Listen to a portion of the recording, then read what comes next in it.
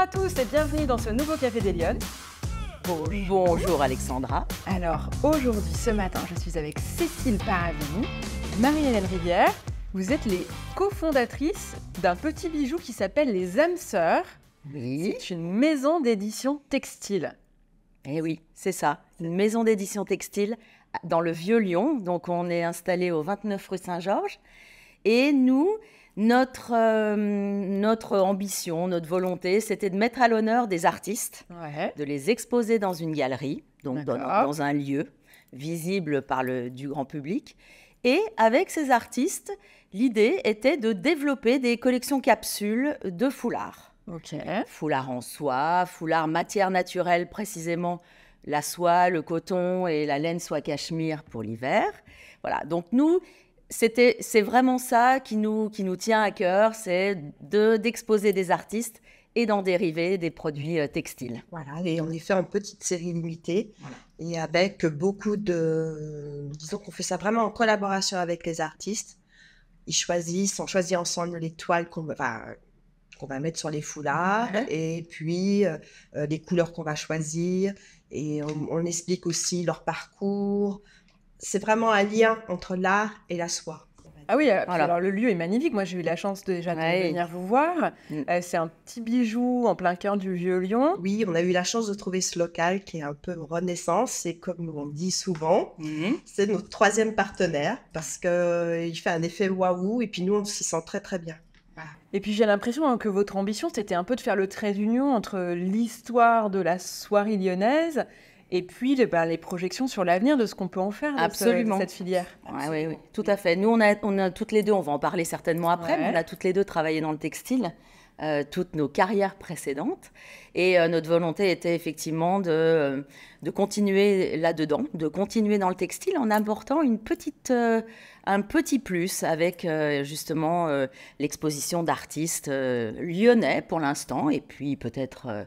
d'autres provenances, mais en tout cas, voilà, de ne pas être qu'une création de foulard parmi tant d'autres qui seraient noyés dans une masse, mais vraiment de mettre un spotlight, un flash sur le travail d'un artiste et ce que nous, on a pu en faire sur le textile. Oui, puis alors moi, j'avais envie de vous inviter parce que, en plus, vous êtes évidemment deux femmes qui avaient cofondé ce petit ovni qui n'existait pas. Vous avez créé un concept. Absolument. Oui, c'était ça. Qui mélange patrimoine, culture et maison d'édition. Et puis, vous abordez aussi beaucoup la place des femmes dans l'histoire. Vous essayez vraiment, en tous les cas, d'avoir une attention particulière. Donc on va en discuter, on va parler de ça et pourquoi vous le faites.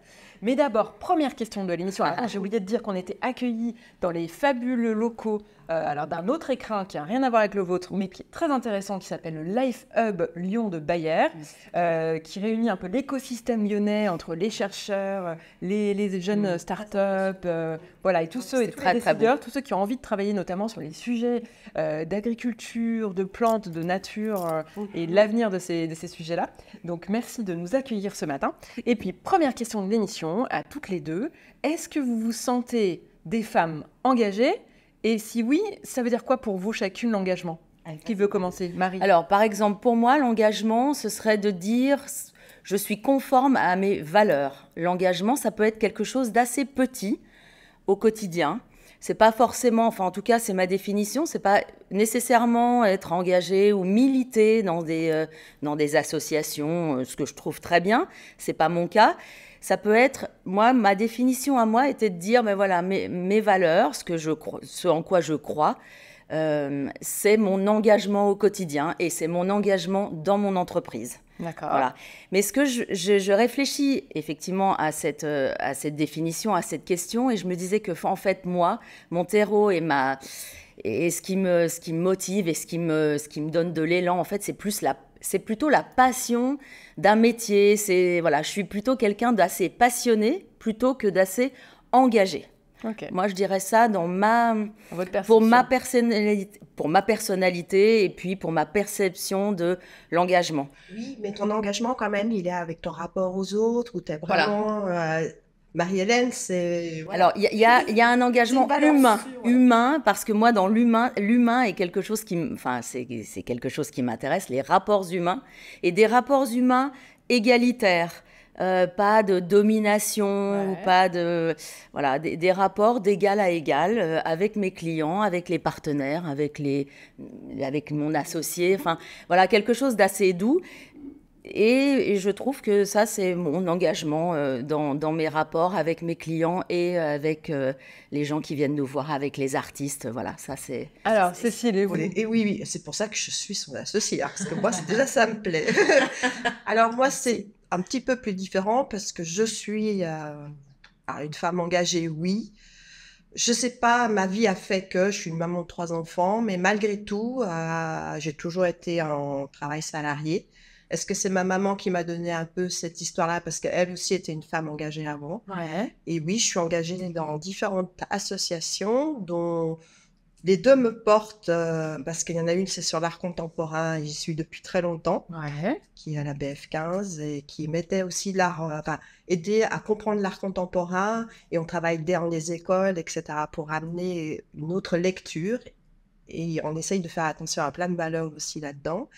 Et la deuxième qui m'a beaucoup apporté, et ça je remercie aussi sa fondatrice, c'est si les femmes existent, et pour le coup ça a mis de la lumière sur toutes ces femmes qui m'ont portée, qui m'ont dit oui, on peut y aller. Et c'est peut-être pour ça que maintenant, à 50, presque 9 ans, je me suis engagée en étant entrepreneur. Ah oui, voilà. L'engagement pour vous, il s'est matérialisé dans l'associatif et après, et dans votre changement de carrière finalement. Oui, parce que j'avais plutôt peur parce que j'ai eu des parents entrepreneurs. Ouais. J'ai ma sœur qui est entrepreneur et moi, je n'osais pas y aller. Ah oui, c'est vrai? Ben oui. Pourquoi? Une crainte parce que c'est pas facile. Ouais. Moi, j'ai vu quand même mes parents quand même avec beaucoup de difficultés, beaucoup de travail. Et alors, voilà, j'avais peur, je voulais pas mettre ma famille dans cette histoire-là. D'accord. Et puis bon, maintenant comme et puis finalement, si. Et puis finalement, j'y suis allée parce que oui, à 50 ans, ça a été difficile même de me retrouver salariée. D'accord. Voilà. Je crois qu'il a fallu vraiment, et j'ai trouvé pour le coup mon associé pour pouvoir le faire, et avec qui voilà, c'est vraiment un très beau duo et qui m'aide aussi à faire ça parce que voilà, porter ses valeurs. Et quand on est salarié, des fois c'est difficile de les trouver dans les entreprises. Et là maintenant, c'est notre combat en tous les cas, et ça va être notre fer de lance sur les artistes, sur nos choix des matières, bon, pour parler d'âme sœur, on voudrait que vraiment ça devienne un lieu où justement c'est ouvert à plein de petites choses que des fois on laisse dans l'ombre. Alors justement, vous avez ouvert cette maison d'édition. Au regard de votre expérience passée, de ce que vous avez accompli, vous diriez que les femmes, elles manquent de quelque chose pour réussir dans l'espace public aujourd'hui? Pourquoi on les voit moins? Les femmes manquent peut-être de confiance, je sais pas, de confiance en elles, n'osent pas forcément y aller. Ce qui a été mon cas aussi, et j'en parle parce que ça a été mon cas. J'ai été salariée pendant 33 ans. Et donc vous avez toutes les deux été salariées avant? On a été salariées toutes les deux avant. Moi, dans une seule et même entreprise. Donc j'étais quand même aussi un ovni dans le monde du travail, parce que j'ai commencé très jeune dans cette entreprise-là. Le fait est que j'ai eu des responsabilités et des choses très intéressantes à faire, donc je suis restée.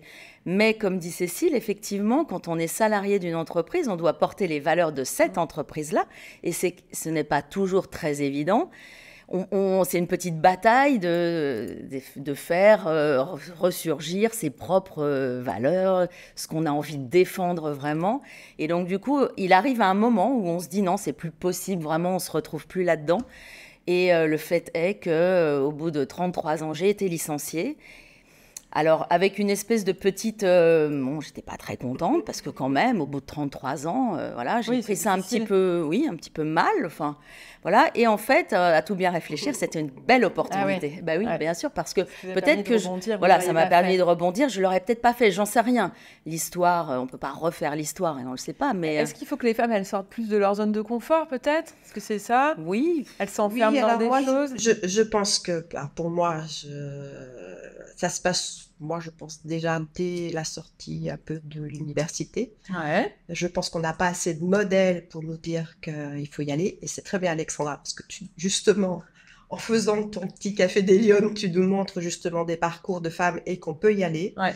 Est-ce que c'est pour ça? Moi, je pense que je suis un peu la battante des modèles qui peuvent donner confiance et aux hommes et aux femmes. Parce que les hommes, ils peuvent voir aussi, parce que dans certains microcosmes familiaux, bah non, c'est établi comme ça et on n'ose pas. Bien sûr. Alors que oui. Alors, il n'y a pas de raison. Et puis, ça peut être en début de carrière, ça peut être en fin de carrière. Je crois qu'après, il n'y a pas de modèle. C'est quand on le sent, il faut y aller. Et c'est ce qu'on a fait nous, voilà. en fait. Et Oui, c'était notre moment, en fait. C'était notre moment, oui. On l'aurait peut-être pas fait avant. Ouais. C'est le moment où vous étiez prête. Voilà, on était prête à ce moment-là pour différentes raisons. On se sent peut-être même un peu plus libre. Les enfants sont partis. Enfin voilà, on est peut-être moins contraintes dans des choses d'horaire ou de voilà. Oui, et puis donner quand même aussi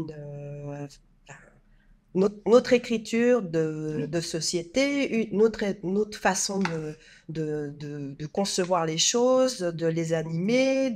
Ça, c'est quand même hyper important. C'est important. C'est votre engagement. Voilà. Le monde du textile, là, il y a beaucoup de femmes. Je pense qu'il y a eu beaucoup de couturiers, pas beaucoup de couturières, en haut de l'affiche. En haut de l'affiche. Et je pense pourtant, dans les ateliers, il y avait beaucoup de femmes. Il y avait beaucoup de femmes sur des métiers un peu subalternes, on va dire, sur des métiers d'ouvrières, dans des métiers de secrétaire, voilà, des petites mains, disons, ce qu'on appelait dans ce métier, dans ce jargon-là. Et puis, effectivement, nous, on a été dans des entreprises, chez les soyeux lyonnais. Moi, j'ai quand même entendu des fois, je n'aurais pas d'augmentation de salaire parce que je n'étais pas en arrière. Moi, j'ai entendu ça, oui. D'accord. Oui, quand même. Pour vous, personnellement? Pour moi, personnellement. Oui. Dans votre milieu salarié? Dans mon milieu salarié, en étant la styliste de la maison. C'est aussi quand même qui porte la chose. On va parler de votre parcours. Première question, quand vous étiez petite, l'une et l'autre, vous rêviez de faire quoi plus grande? Couturière, styliste, Alors, mode? moi, je voulais être mère, mais pas mère, M-E-R-E. Je voulais être mère, M-A-I-R-E. Ok, vous vouliez vous engager... Ah oui, moi j'avais envie de ça, parce que mon grand-père l'était dans une toute petite bourgade de France, et je trouvais ça alors génial. Ça me plaisait, ce rapport aux gens, de trouver des solutions à des problèmes. Enfin, j'aimais ça, et je m'étais dit, moi j'aimerais être mère. Ça me plaisait énormément. C'est rigolo. Alors, j'ai pas dit mon dernier mot. Oui, c'est ça, bien sûr, complètement. Non, mais voilà, donc je suis pas du tout partie dans cette direction finalement. Mais ça, c'était ça vous plaisait? Ah oui, ça me plaisait. J'aimais ça. J'aimais les dépouillements, j'aimais les élections, j'aimais ça. J'aimais ce milieu. Ok. Voilà. Et vous, Cécile? Alors, peut-être que je suis un peu arrivée là où j'avais envie d'être. Ouais. Malgré que je dise que j'y suis pas allée tout de suite. Oui, faire une ligne, des vêtements, tout ça m'intéresse. Ah, d'accord, ça vous mettez des petits papillons au ventre, vous dire... Alors, on dit des fois les cordonniers sont les plus mal chaussés. Donc, moi, j'avais des parents qui avaient déjà un atelier de dessin textile et ils préféraient que j'aille plutôt dans d'autres métiers. Ah oui. Donc, ils m'ont pas forcément aidée. D'accord. Mais c'est pas grave parce que j'ai pris des chemins de traverse et c'est ce qui m'a aidée à ce que je suis aujourd'hui. Ah oui, alors donc du coup, vous avez fait d'autres études? J'ai fait d'autres choses, des études, pas forcément, mais j'y suis allée par les petites portes. Donc, c'est-à-dire, vous avez fait quoi? Alors, j'ai travaillé en indépendante pendant très longtemps. Mais comme dans des différents ateliers de dessin textile. Ah, ok. Vous avez quand même voulais travailler dans le vêtement. Je suis allée dans des ateliers de couture sans avoir fait. Ouais. Donc, j'ai beaucoup appris et c'est pour ça. C'est quand on veut, on peut, je crois. Oui. Ah oui, vous êtes basée sur l'expérience. Oui. Ce qui est difficile parce que je pense que j'arrive simplement maintenant à avoir cette... comment on appelle ça quand on pense le syndrome de l'imposture ou qu'on n'a pas les diplômes qui font que... Et des fois, c'est pas facile parce que moi, je suis... Vous n'avez pas de légitimité. J'ai pas de légitimité. J'ai eu autodictacte. Voilà. Oui, c'est ça, non? Alors, autodidacte, non, parce qu'en même temps, j'ai baigné dans un... Voilà, je suis pas sortie d'un endroit que je connaissais pas. Oui, d'accord. Donc, c'est pas vraiment ça, mais en tous les cas, ma façon d'aborder les choses, oui, quand je peux y aller, j'y vais. Je trouve le moyen d'y aller. Des fois, c'est long. Voilà. Donc, vous avez été à votre compte, c'est ça, indépendante? Indépendante pendant, plus de 10 ans. Ah, donc vous aviez déjà tout de suite... Oui, mais c'était pas facile. C'était pas facile. Donc, j'étais contente, dès mon premier enfant, à me mettre salariée. D'accord. Voilà. Et donc, salariée, c'est-à-dire que vous travaillez... Alors, j'ai travaillé en tant que dessinatrice textile. dans Pour des l'atelier entreprises. Paradis Dessin. Alors avant, D'accord. oui, j'étais dans plusieurs ateliers. Et après, je suis allée dans différents ateliers, dans différentes maisons de soyeux. Et Ok. voilà. Et Oui, donc, vous dessiniez quoi? Vous dessiniez déjà des foulards, Ah, c'est des vrai? dessins de robes. Alors moi, je me suis fait la spécialité du foulard. Voilà. D'accord, ok. Voilà. Ah oui, tout de suite, ça vous a Donc plu, c'est pour ça aussi que dans âme sœur, j'aimerais bien redonner un peu de lumière à tous ces dessinateurs voilà, parce qu'on n'a pas beaucoup parlé. Ouais. Il y en avait beaucoup, beaucoup, beaucoup à Lyon. Il y avait beaucoup d'ateliers. Et puis, ils n'ont pas su garder ce savoir-faire. Ok. Et j'aimerais leur faire une petite place. Et aujourd'hui, il y en a encore des ateliers qui Il dessinent? n'en a plus qu'un. Ah oui, il n'y en a plus qu'un. Oui. Donc il faut susciter des vocations. Alors, elles y sont un peu différemment, je Ouais. pense. Elles sont maintenant souvent associées dans les maisons de fabrication. D'accord. Mais beaucoup, ça fait des petits... Et puis, on ne les met pas forcément en lumière, je trouve, quand même. Alors que souvent, ils font la raison Ouais, bien et sûr. la qualité de... C'est des métiers Voilà. de l'ombre, en fait. Voilà. Et voilà, donc je me dis, parce que quand même à Lyon, on a deux filières. Hein. On a aux Beaux-Arts, il y a une section textile, D'accord. qui pareil, hein, qui est une toute petite écran et qui travaille, mais ils sont merveilleux avec pas beaucoup d'argent. Ouais. Et à l'école des Dros, il y a une section textile aussi. D'accord. Donc ok. tout ça quand même à Lyon, il y a Ouais, ça. ouais, oui. Et voilà, on aimerait bien leur donner une petite On est place. fiers, on a envie Oui, de oui, bien parler. sûr. Voilà. Oui, parce qu'on parle des soyeux, les maisons, Oui, tout ça. On sait qu'il y a eu des maisons de fabrication. Et elles y sont toujours là. Ils essayent de les garder, de les maintenir à flot. Ça, c'est très bien. Mais aussi, il y avait le dessin, il y avait la gravure, il y avait tout Oui, ça. toute la filière en fait. Toute la filière. Et donc vous avez été salarié pendant un certain nombre d'années. Alors, moi, j'ai été, oui, salariée en pointillé. Après, pendant très longtemps, 15 ans, dans une belle maison où j'ai travaillé pour la haute couture. Et D'accord. puis après, j'ai travaillé dans une autre maison où j'ai rencontré mon associé. Voilà. Ah, d'accord, ok. C'est la dernière maison Voilà. et c'est là après Voilà. que vous avez... C'est ça. Où j'ai fait des petits coups de... En se disant, dis donc, on s'entend bien quand même. Et si on faisait quelque chose ensemble. Ouais.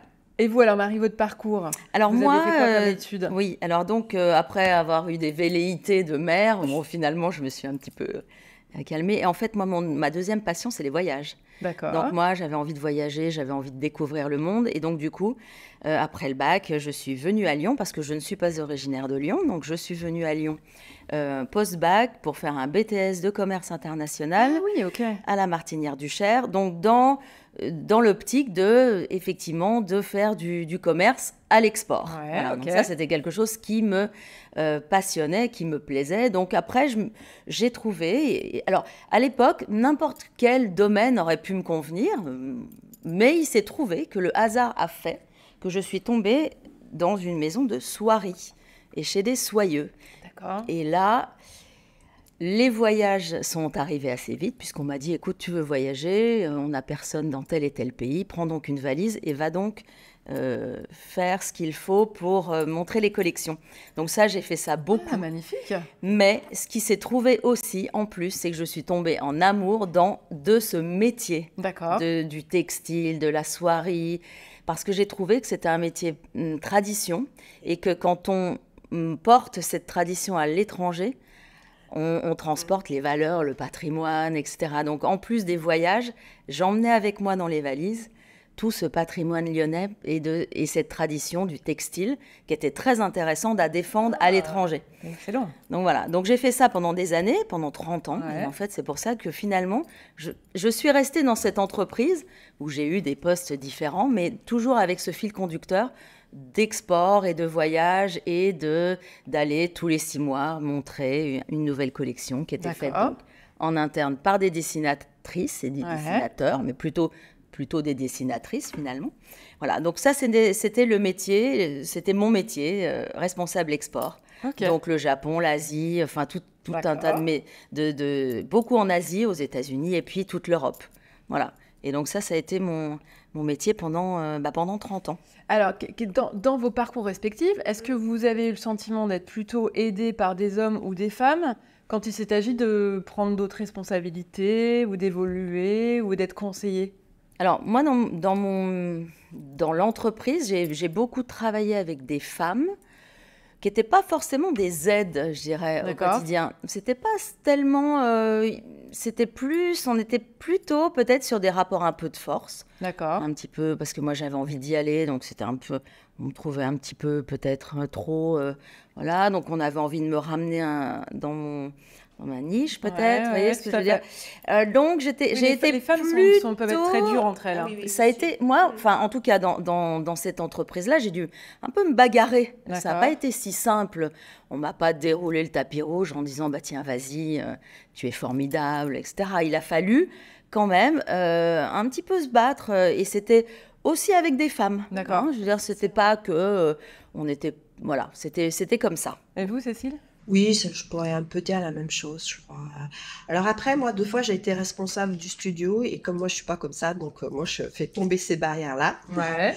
Et parce que c'est aussi comment on se retrouve. Bien sûr. Voilà. Et non, moi, je laisse toujours ma porte ouverte du bureau et je suis plutôt accompagnatrice. Parce que j'ai eu des assistantes, enfin, des assistantes oui, ce qu'on peut appeler. Ouais. Et puis, dans les bureaux de dessin, c'était différent parce que dans un atelier de dessin, ce qu'il y avait, c'était que quand on était même à la main, avant d'être à l'ordinateur, chacun avait son style. Donc, il y avait des fois, par rapport à la tendance du moment, et ben, c'était cette personne-là qui vendait le plus de dessins ou etc. Ah oui, d'accord. On était toujours un peu remis en cause par rapport à la demande extérieure. Donc, un peu à y aller. Enfin, c'était pas des ambiances de bureau, c'était un petit peu différent. Donc là, c'est spécifique. C'est un peu spécifique. Donc c'était plutôt chacun sa main plutôt que la personne, parce que ça pouvait être un dessinateur qu'une dessinatrice, etc. Et c'était plutôt sur sa façon de dessiner qui pouvait être un peu plus bagarreur que l'autre, mais pas forcément son genre. Et alors, quel a été le déclic? Qu'est-ce qui fait qu'à un moment, vous vous dites, eh ben, si on crée quelque chose, comment vous avez eu l'idée et comment vous avez comment vous avez su que c'était le moment d'y aller? Moi, j'ai su que c'était le moment d'y aller. Alors, d'abord, il y a eu la rencontre avec Cécile. C'est-à-dire que moi, j'ai travaillé dans cette entreprise 33 ans. Il y a eu des hauts et des bas, comme tout le monde, etc. Donc ça, c'est une vie de salarié. Et à un moment donné, est arrivée Cécile. Et j'ai trouvé que Cécile était un ovni parce qu'elle donnait un souffle, elle donnait une ouverture. Et j'ai aimé ça. J'ai aimé ce qu'elle véhiculait et j'ai aimé travailler à ses côtés. Le commercial travaillait beaucoup avec le bureau de style, donc ça c'était très important. Il faut. Et d'ailleurs c'était comme ça que ça marchait. On donnait des influences, ils nous ramenaient, voilà. Donc c'était important. Il y avait vraiment une très belle, un très beau partenariat, une très belle relation de travail avec Cécile. Et donc du coup finalement, et comme j'étais déjà là depuis des années, etc. Assez vite, on a évoqué, on s'est dit, tiens, si on faisait quelque chose ensemble, parce que ça marchait bien, parce que ça fonctionnait bien toutes les deux, et parce qu'on avait envie peut-être de sortir, d'un cadre, pour mettre en avant ce que nous, on avait envie de faire, parce qu'on a des visions communes, parce qu'on avait des envies des valeurs et des valeurs importantes. Je pense. Alors, du coup de cœur, il y a eu un coup de cœur. Ok, mais quand même, là, on rentre dans le dur, c'est-à-dire qu'on quitte tout. Alors là, on rentre dans le dur, mais comme je vous l'expliquais au tout début, il y a eu un moment donné de rupture qui est arrivé pour moi en 2020, pendant la période du Covid, où là, il y a eu un licenciement, d'accord. Et donc, du coup, finalement, on s'est dit, mais c'est le moment. C'est le moment. J'ai 53 ans. C'est maintenant, en fait, parce que il faut y aller quand même. Hein. Si on veut faire quelque chose, Cécile, c'est maintenant. Cécile n'étant pas encore libérée de cette entreprise, a dû, elle, faire son parcours. Mais bon, moi, on avait acté et on s'est dit que, allez, on y va. Et donc, moi, j'ai monté, on a monté le projet ensemble. Moi, effectivement, j'étais libérée, donc j'avais plus de temps. Et à partir de ce moment-là... Vous avez fixé un cap, vous avez donné des échéances, vous vous êtes dit... Ouais. Oui, on a fait ça, effectivement. Et on s'est dit... Alors, on a peut-être un petit peu débordé sur les échéances parce que, il y a eu d'autres événements qui ont fait qu'il y a eu un petit retard dans notre mise en place, dans notre mise en œuvre. Mais dans tous les cas, la volonté était là et on avait envie de le faire. Et c'était le moment. Voilà. Oui, puis on s'aperçoit aussi que... si j'ai des conseils à donner, c'est que... C'est exactement ce que j'allais te demander. Enfin, si on veut, je pense qu'on peut. Il y a quand même en France des structures qui peuvent aider. Ouais. Parce que moi, quand même, pour être tranquille, enfin, pour être honnête, parce que dans nos valeurs, moi, j'ai démissionné. Je suis pas partie, j'ai pas essayé de trouver quelque chose, etc., pour être le plus clair possible. Ouais. T'as pas essayé de trouver une ficelle. Non, mais il y a des outils qui peuvent aider à ça. Donc, c'est vrai qu'il faut pas avoir peur. Alors, il faut aller voir qui? Il y a plein de choses, hein, de toute façon, au niveau de la région, au niveau de la métropole. Il y a des structures, même si on est salarié. C'est pas parce qu'il faut attendre que... Oui, il y a des interlocuteurs à la CMA, à la CCI, Pôle emploi. Enfin bon, il faut dire qu'on est quand même dans un pays où on nous accompagne quand même beaucoup. On n'est pas laissé pour compte. Donc il faut aller taper à toutes les portes, demander de l'aide. Bien sûr. C'est facile. Enfin, je veux dire... c'est facile. Non, c'est pas facile. Il faut chercher. Il faut chercher. Mais ça fait, je trouve, tout le processus aussi de se dire j'y vais. Okay. Parce que avec toutes ces étapes-là, il y a peut-être un moment de dire oh là là non ça va être, en fait c'est pas pour moi. C'est un chemin. Nous le chemin, je trouve qu'il est bien parce qu'en même temps ça construit et ça conforte le projet. Hein, parce que des fois on se disait oh là là et puis non on y va parce que on écrit, on se parle. Ça veut dire que vous tombez sur des interlocuteurs qui vous encouragent. Oui, bien sûr, absolument. Ah oui, oui. Moi j'ai eu que des encouragements. Enfin. Des personnes que j'ai rencontrées à la CMA, à la CCI. J'ai fait le parcours je construis mon projet avec la CCI. Ah, d'accord. Voilà, j'ai fait ça et c'était très bien ça, parce que ça structurait le projet et on avait des interlocuteurs de tout type, sur le business plan, sur la partie juridique, etc. Des choses que, quand on est salarié, on ne connaît pas forcément. Pas bien. Donc, on est quand même très accompagné, mais tout ne tombe pas tout cuit. Il faut aller chercher les informations. Et je voulais rajouter, on a fait quelques réseaux aussi féminins. Oui, et ça fait aussi qui, des fois, d'entendre un peu les autres. Bien sûr. Alors, vous avez fait quoi comme réseau féminin? Alors les universels. Ouais. J'avais fait... On en parle beaucoup, ça, à Lyon, les universels. Voilà, universels. Et une autre dont je ne me souviens plus du nom. On mettra dans les... Mais voilà. Et ça, c'était très important aussi de voir, parce que tu le dis, les modèles, et de voir que à tout âge, hein, là, j'ai rencontré des femmes, des jeunes filles, etc., à tout âge, qui se lançaient. Voilà. Et donc, c'était super d'avoir ces témoignages, en fait. Et puis après, quand on a construit notre projet, on a eu un moment très drôle, et en même temps, on avait peur. On devait pouvoir avoir un prêt d'honneur par le RDI. Et puis bon, on arrive avec nos chiffons, à 2 soies, mais chiffons, et on a une assemblée de 12 hommes. Et là, on s'est regardé en disant « Waouh !» Ça va être difficile de les convaincre. Ça va être difficile de les convaincre. Et finalement, ça a été extrêmement bien. Voilà, donc il ne faut pas avoir peur. Donc vous n'avez pas été barrés parce que vous étiez des femmes finalement. Est-ce qu'il y a eu des... Alors je pense que quand même, on a eu une belle accompagnatrice qui a été notre banquière. D'accord. Alors que Marie avait été voir un banquier où ça ne lui parlait pas. Ouais. Et je trouve que qui vous a aidé. Oui, quand même. On a eu beaucoup dans les partenaires qu'on a sollicités, juridiques, bancaires, etc.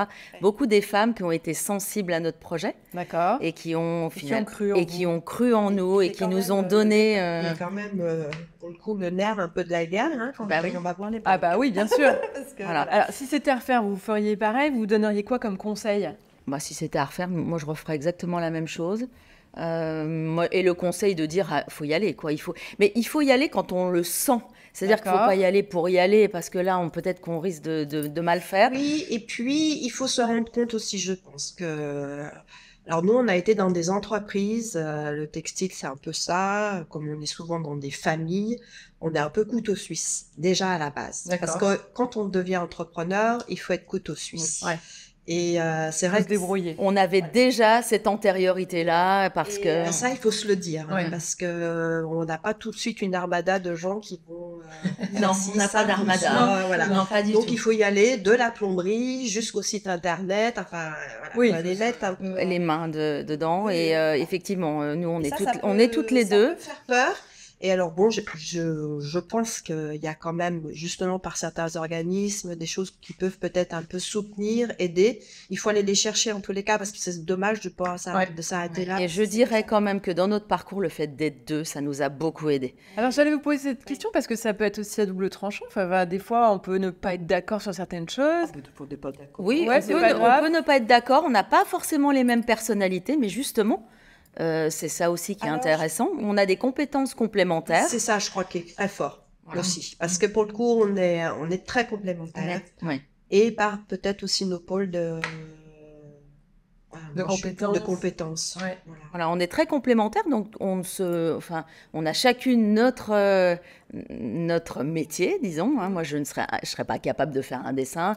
Bon, voilà, donc moi, je suis sur la partie beaucoup aussi administrative.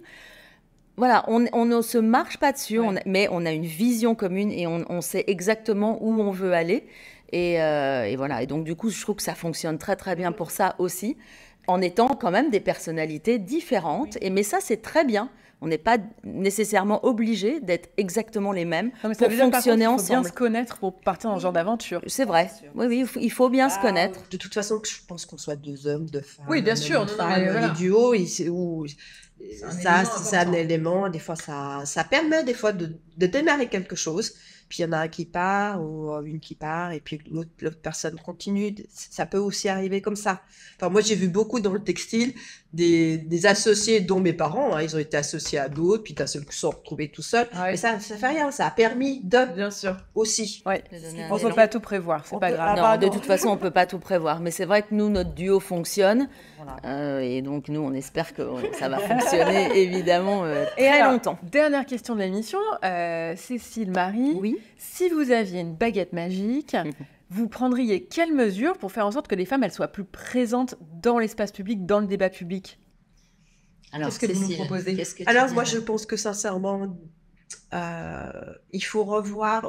Alors, on parlait de l'éducation, mais pas forcément dans l'éducation, mais donner quand même un peu plus de modèles avant. Ouais. Pourquoi d'un seul coup, il y a autant de jeunes filles et de jeunes hommes qui sont les mêmes capacités, puis d'un seul coup, on les perd, les filles.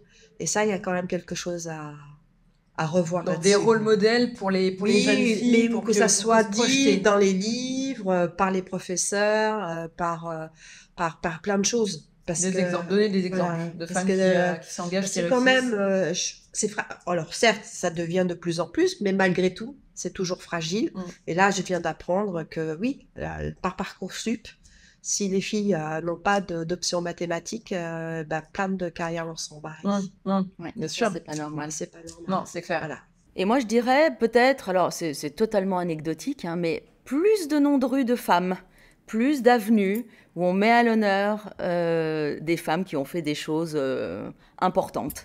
Voilà. Et moi, j'aimerais ça. Et ça, c'est toujours dans ma logique de mère. Marie, bientôt. Marie est prête pour les élections. Non, mais de dire, voilà, on dit, bah oui, des modèles, mais est-ce qu'on peut voir? Est-ce qu'on peut en lire? Est-ce qu'on peut savoir qui... Voilà, et plus, et pas des petites ruelles, et pas des petits squares, mais des grandes avenues.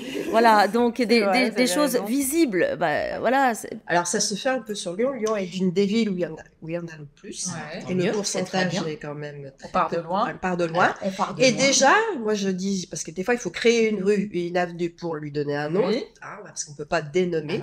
Mais déjà, sur certains noms de rue, des fois c'est que le nom du mari. Oui, tout à fait. Alors on pourrait mettre les prénoms de la femme, parce que des fois c'était des couples. Et déjà, on en gagnerait parce que des fois c'est des histoires de couples. Aussi, bien sûr. Et parce que des fois, c'est des histoires de pères qu'on permet aux filles, etc. C'est peut-être des petites choses, des petites choses, mais qui feraient que finalement, eh bien, oui, les femmes sont visibles et on en parle. Et voilà, et elles se cachent pas derrière un nom d'époux. En tous les cas, moi j'invite nos lionnes qui nous regardent à aller visiter votre maison d'édition textile parce que vous mettez très souvent les femmes à l'honneur à l'intérieur. Donc vraiment, ne ratez pas la découverte des âmes sœurs. On va redonner l'adresse. Alors, âmes sœurs, donc au 29 rue Saint-Georges, dans le Vieux-Lyon, donc Lyon 5e. Je vous remercie d'avoir pris ce Café des Lionnes avec nous ce matin. Merci beaucoup, Alexandra. Et je vous donne rendez-vous la semaine prochaine pour un nouveau Café des Lionnes. Bonne semaine à tous.